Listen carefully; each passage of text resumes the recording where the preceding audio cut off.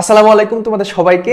আজকের এই ভিডিওতে চট্টগ্রাম বিশ্ববিদ্যালয়ের জন্য অর্থাৎ তোমরা যারা চট্টগ্রাম বিশ্ববিদ্যালয়ে ভর্তি পরীক্ষা দিবা, ইংলিশ নিয়ে যারা খুবই চিন্তিত যে কোন জায়গা থেকে প্রশ্নগুলো করা হয়, আমরা হয়তো অনেক পয়েন্ট পড়ি, যেমন গ্রামার পয়েন্ট পড়ি, ভোকাবুলারি পড়ি, কিন্তু এই জায়গায় কিছু টপিক আছে যেটা হিডেন, মানে এখনো কেউ পড়ে নাই বা ধরো তোমরা প্রশ্ন ব্যাংক পড়তে গিয়ে দেখা হয়েছে, বাট এই টপিক নিয়ে কিন্তু তোমরা আলোচনাটা করো নাই। সেটা হচ্ছে আমাদের এখানে প্রনাউন্সড, মানে প্রনাউন্সিয়েশন যে একটা জিনিস আছে, সেখান থেকেও কিন্তু একটা টপিক থেকে পরীক্ষায় প্রশ্ন আসে। যেমন গত একটা ভিডিওতে আমি আলোচনা করেছি সাইলেন্ট লেটার, যেটা হচ্ছে উচ্চারণ হয় না কিন্তু এখানে বসে, এবং আজকে যেটা সেটা হচ্ছে প্রনাউন্সিয়েশন বা প্রনাউন্সড। এখান থেকে একটা প্রশ্ন আসছিল, তোমাকে একটু দেখাই। তো আমাদের টেকনিক্যালি পড়াশোনা করতে হবে, বিষয়টাকে বুঝে বুঝে পড়তে হবে যে কোন টপিক থেকে প্রশ্ন আসতেছে, এবং এই চট্টগ্রাম বিশ্ববিদ্যালয়ের জন্য কিন্তু এটা একটা গোপন টপিক বলা যায়। বলা হচ্ছে এই কোয়েশ্চেনটা আসছিল এরকম যে তোমার বলা হচ্ছে the letter G is প্রনাউন্সড hard, মানে যেটা মূলত হচ্ছে আমার এই জি এর আমরা যখন উচ্চারণ করি যে জি হয় জি, কিন্তু এটা জি না হয়ে যদি অন্য একটা ওয়ার্ড উচ্চারণ হয় সেটা হচ্ছে হার্ড। ঠিক আছে, যেমন ধরেছে অপশনগুলো এরকম ছিল যে জেনারেল, দেন হচ্ছে গট, গড, তার মানে এখানে কিন্তু গ উচ্চারণ হচ্ছে, এখানে কিন্তু জ উচ্চারণটা হচ্ছে না। তারপর হচ্ছে জিম, তারপর হচ্ছে জিয়ান্ট, জিয়ান্ট, এই যে জিয়ান জ উচ্চারণ হচ্ছে, তার মানে এটা সফট জি। এটা হচ্ছে আমার কি বলতো, এটা হচ্ছে আমার সফট জি।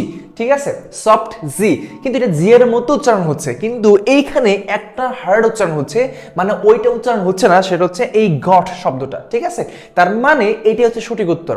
এখানে প্রশ্নটা হচ্ছে the letter G is প্রনাউন্সড hard, যেটা ওইটা উচ্চারণ হচ্ছে না, মানে জিটা উচ্চারণ হচ্ছে না। ঠিক আছে, বাট ওইটা বসছে, দ্যাট মিন্স এই যে গড শব্দটাতে। আর বাকিগুলা জেনারেল, জেন, তারপর হচ্ছে জিয়ান্ট, জ উচ্চারণ হচ্ছে। কথা কি বুঝে গেল? তাহলে টপিকটাকে বুঝতে হবে, এটা একটা গোপন টপিক বলা যায়, কারণ অনেকে এটা পড়ো না বা প্রশ্ন ব্যাংক পড়তে যে দেখা হয়েছে কিন্তু এই টপিকটা খুঁজে পাও না। আজকের এই ভিডিওটা তুমি খুব ভালোভাবে দেখো, দেখবা তোমার এটা 100% ক্লিয়ার হয়ে গেছে। দেখো পরবর্তীতে সফট জি, এরকম আরো অনেক কোশ্চেন আসতে পারে। কিরকম আসতে পারে দেখো, এখানে বলে সফট জি কি কি থাকতে পারে, যেমন জেন্টেল, জিয়ান্ট, এনার্জি, এনার্জি। ঠিক আছে, তারপর হচ্ছে জিম, অ্যাঞ্জেল, এটা হচ্ছে কি বলতো অ্যাঞ্জেল, তারপর হচ্ছে ডিজিটাল, ডিজি, তার মানে জ উচ্চারণ হচ্ছে। ঠিক আছে, জ উচ্চারণটা এখানে হচ্ছে, তার মানে সফট জি। কিন্তু এমন কিছু আছে যেগুলো হচ্ছে হার্ড হয়, ওই জিটা উচ্চারণ হয় না, অন্য কিছু হয়, গ হয়। সেটা কি বলতো, এই যে এখানে দেখো বলা হচ্ছে হার্ড জি, কি কি থাকতে পারে।